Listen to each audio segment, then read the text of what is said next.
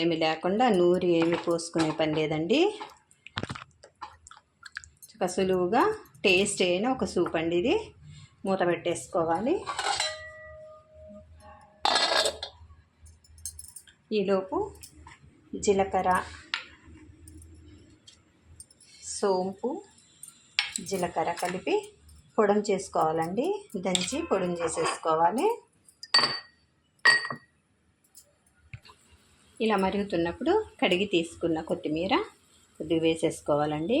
కొత్తిమీర చాలా టేస్ట్ వచ్చిద్దండి ఈ సూప్కి, మంచి ఫ్లేవర్ వచ్చిద్ది. మూత పెట్టుకొని మరిగించుకోవాలి ఒక 2 సెకండ్లు. ఇలా పొడి చేసేసుకున్నాక ఈ పొడిని అందులో వేసేసుకోవాలండి.